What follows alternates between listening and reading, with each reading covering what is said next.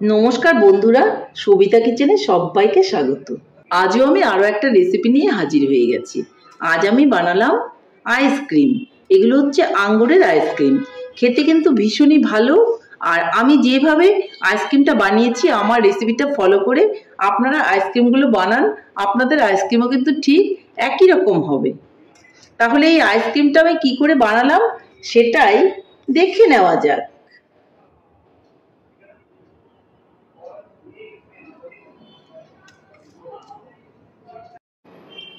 আঙ্গুরের আইসক্রিম বানাতে গেলে প্রথমে কিন্তু আমাকে আঙ্গুর নিয়ে নিতে হবে। আঙ্গুরগুলো দেখুন আমি নিয়ে নিয়েছি, খুব ভালো করে ধুয়ে বেছে আঙ্গুরগুলোকে নিয়ে নিয়েছি। এখন আমি আঙ্গুরগুলোকে একটা মিক্সির মধ্যে দিয়ে পেস্ট করে নেব।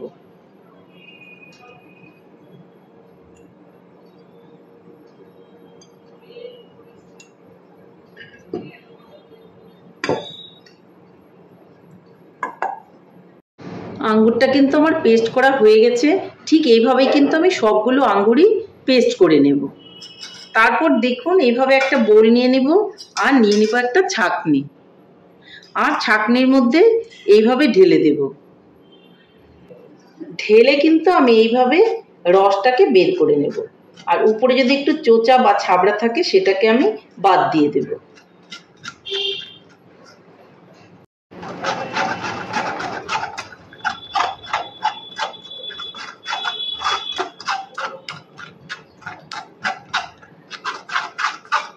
এইভাবে কিন্তু চেলে নিতে হবে। চেলে নিলে আইসক্রিমটা খেতে ভীষণই ভালো হবে। যদি একটু চোচা থাকে তাহলে সেটা কিন্তু ছাঁকনির উপরেই রয়ে যাবে। দেখুন আমি দেখাচ্ছি, এইভাবে দেখুন আমার রসটা কিন্তু তৈরি হয়ে গেছে। এইভাবে করে আমি সবগুলো আঙ্গুরেরই রসটা বানিয়ে নেব।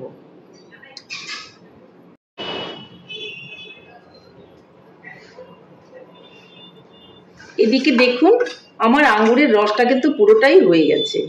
আঙ্গুরটা মিষ্টি, তবু আমি একটু এর মধ্যে চিনি মিলাবো। যাদের সুগার আছে তারা চিনি নাও মেলালে হবে, কিন্তু বাচ্চারা দেখবেন আইসক্রিমটা একটু মিষ্টি মিষ্টি হলেই কিন্তু বেশি পছন্দ করে। যার জন্য আমি এর মধ্যে কিন্তু একটু চিনি মিলিয়ে দেব।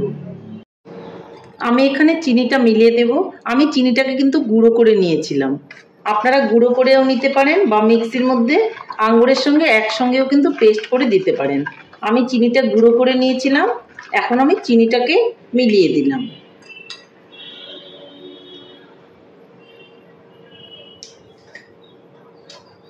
এরপর আমি এর মধ্যে দিয়ে দেব কিছুটা বিট লবণ, মানে যেটা হচ্ছে ব্ল্যাক সল্ট। দিলে খুবই ভালো লাগবে সেন্টটা, যার জন্য আমি ব্ল্যাক সল্টটাও কিন্তু দিয়ে দিলাম। এটা পরিমাপ মতো দেবেন, আপনারা বুঝে কতটুকু আপনারা রস বের করবেন তার উপরে কিন্তু ডিপেন্ড করবে। কতটুকু রস বের হবে তার উপর কিন্তু ডিপেন্ড করবে। আমার কিন্তু একদমই রেডি হয়ে গেল, আঙ্গুরের রসটা একদমই রেডি হয়ে গেল। এই ধরনের আমি একটা আইসক্রিমের মোল্ড নিয়ে নেব, আর এর মধ্যে আমি এই যে আঙ্গুরের জুসটা সেটাকে ঢেলে দেব। একদম ভর্তি করে দেওয়ার দরকার নেই, একটুখানি হালকা কম করে ভরে দিলেই হবে।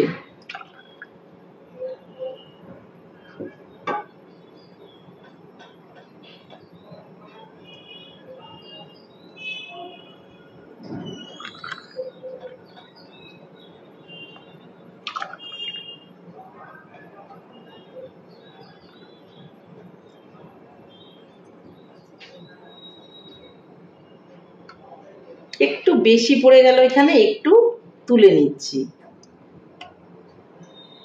ব্যাস একদম কমপ্লিট হয়ে গেল। এখন এইভাবে একটা উপর থেকে এই রাংতা পেপারটা দিয়ে দিতে হবে। কিন্তু যাদের কাছে রাংতা পেপারটা নেই তারা কি করবেন? মনে করুন রাংতা পেপারটা আমার কাছে নেই, রাংতা পেপারটা আমি ইউজ করব না, এটাকে আমি ছেড়ে দিচ্ছি। তাহলে আমাকে কাঠিগুলো এমনি দিয়ে দিতে হবে। কিন্তু কাঠিগুলো এইভাবে দিলে পরে দেখুন বাঁকা হয়ে যাচ্ছে। 3টে কাঠি আমি তবুও দিয়ে দিলাম। আপনাদের আমি দেখাবো যেভাবে বাঁকা করেও দিলে কোনো রকম অসুবিধে নেই, এইভাবেও কিন্তু আইসক্রিমগুলোকে খাওয়া যাবে। আর বাদ বাকিগুলোর মধ্যে আমি কিন্তু পরে দেব। আমি এখন এটাকে ডিপ ফ্রিজে ঢুকিয়ে দেব, আর 2 ঘন্টা বাদে এটা বের করে আমি কিন্তু আইসক্রিমের কাঠিগুলো বসাবো। তাহলে আমি এটা ডিপ ফ্রিজের মধ্যে ঢুকিয়ে দিচ্ছি। আর আমার বাদ বাকি জুসটা যে বেঁচে গেছে ওটা আমি আরো একটা মোল্ডের মধ্যে ঢেলে দেব।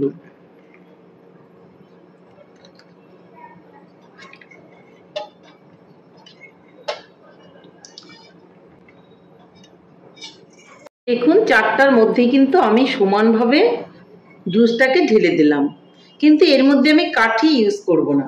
আমার যে মোল্ডটা আছে এটার মধ্যে কাঠি আলটিমেটলি দেওয়াই আছে। যদি ঘরে নিজেরাই খান তাহলে এই কাঠিটাই ইউজ করবেন, আর যদি বাড়িতে কোনো গেস্ট এলে খাওয়ান তাহলে এই কাঠিটা ইউজ করার দরকার নেই, তাহলে আইসক্রিমের কাঠি উপর থেকে দিয়ে দেবেন। কিন্তু আমি এখানে এটাই দিয়ে দিচ্ছি, জাস্ট মুখগুলোকে ঢেকে দিচ্ছি। এই দেখুন কাঠি সহ মুখগুলোকে ঢেকে দিচ্ছি। এটাকেও তাহলে আমি ফ্রিজের মধ্যে ঢুকিয়ে দিচ্ছি। আমি একবারে এটাকে 8 থেকে 9 ঘন্টা বাদে বের করব। আইসক্রিমটা আমি ফ্রিজ থেকে বের করে নিয়ে এলাম। দেখুন এই যে কাঠিগুলো দিয়েছিলাম বাঁকা করে, এটা কিন্তু এখন এইভাবে টেনে দিলেই সোজা হয়ে যাবে।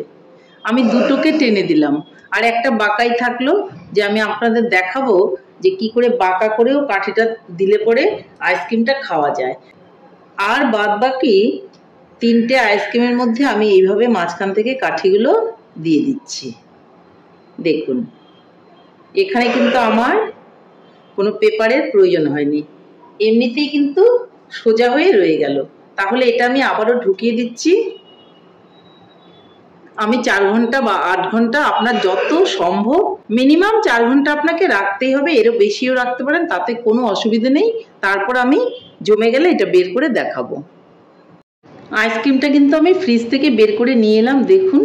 আর এই যে দেখুন এটাও বানিয়েছিলাম, এটাও কিন্তু আমি নিয়ে এলাম। তাহলে এটাকে এখন একটু বাইরে কিছুক্ষণ রাখতে হবে, তাহলে কিন্তু আইসক্রিমটা বেরিয়ে যাবে। এখন দেখুন বের করা যাচ্ছে না কিন্তু। এদিকে আমি গামলার মধ্যে দেখুন একটু জল নিয়ে নিয়েছি, আর জলের মধ্যে এইভাবে একটুখানি আইসক্রিমটা দিয়ে রাখছি। দেখবেন কিছুক্ষণ বাদে কিন্তু মোল্ড থেকে আইসক্রিমটা বেরিয়ে আসবে। দেখুন জলের মধ্যে দিয়ে রেখেছি, আর মুহূর্তের মধ্যে কিন্তু এই দেখুন আইসক্রিমগুলো বেরিয়ে গেল। এই দেখুন, এই দেখুন,